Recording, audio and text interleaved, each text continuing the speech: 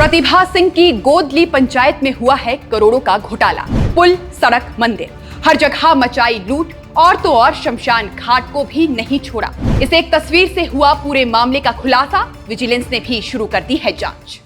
JNU के मशहूर कवि रमाशंकर विद्रोही का लिखा है कि हकीकत कोई नंगाई तो नहीं है, हकीकत किसी की फजीहत नहीं है, हकीकत वही जो खुद रास आए, हकीकत किसी की नसीहत नहीं है।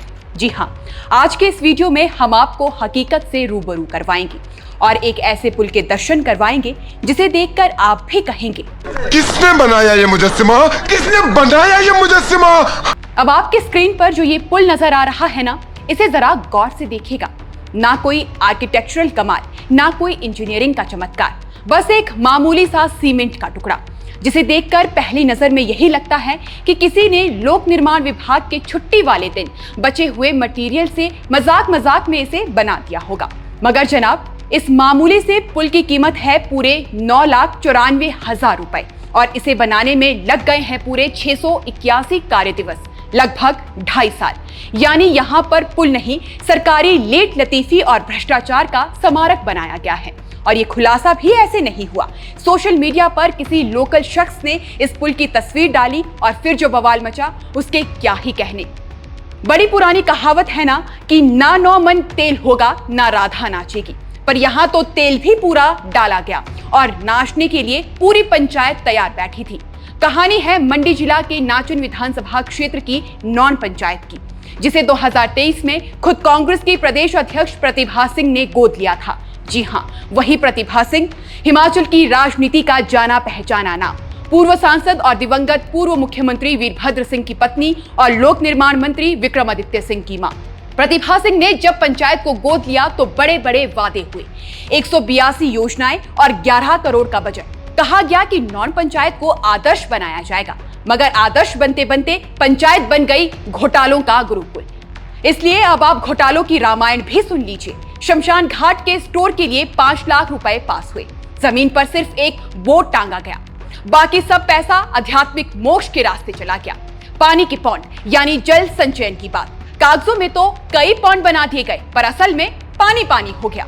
इसी तरह नॉन से बेहरी की सड़क, जिस पर आज कोई ट्रैफिक नहीं है क्योंकि सड़क ही अधूरी है, और हद तो तब हो गई जब घोटाले की आग स्थानीय देवता जी के मंदिर की सराय तक पहुंची।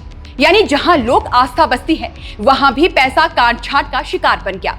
मसेरन देवता की सराय को डीपीएफ में छोटी बना दिया गया, यानी जैसे देवता का दर्जा तय होता हो बजट के हिसाब से। और ये तो कुछ झलकियां हैं, पूरा मामला अब विजिलेंस के पास जा पहुंचा है तो डायरी की जगह पूरी घोटाला डायरेक्टरी खुल जाएगी।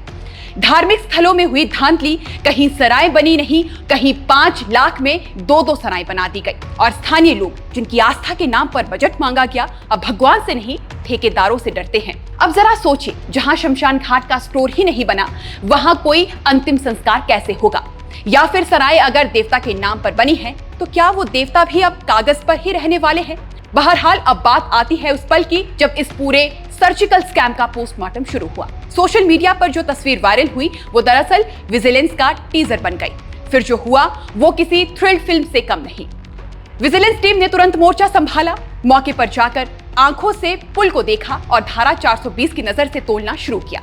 ऐसे में अब कार्रवाई तय मानी जा रही है। लेकिन पूरा सच कहें तो ये मामला सिर्फ एक पंचायत का नहीं, बल्कि उस मानसिकता का है जो सरकारी धन को निजी खजाना समझ बैठी है। वहीं एक और दिलचस्प बात ये कि जब ये पूरा मामला उठा तो कांग्रेस पार्टी की तरफ से कोई औपचारिक सफाई नहीं आई, प्रतिभा सिंह की तरफ से कोई भी ट्वीट, कोई प्रेस स्टेटमेंट नहीं। ऐसा लगता है जैसे गोदली पंचायत अब अनाथ हो गई हो। क्या मंडी जैसी राजनीतिक रूप से सेंसिटिव सीट, जहां से अभी अभी कांग्रेस हार चुकी है, उनके नेता ये नहीं समझते कि विकास का झूठा दावा ही उन्हें ले डूब रहा है? और कहीं ये भी तो नहीं कि इस पंचायत को गोद लेने का फैसला राजनीतिक स्टंट से कुछ ज्यादा नहीं था?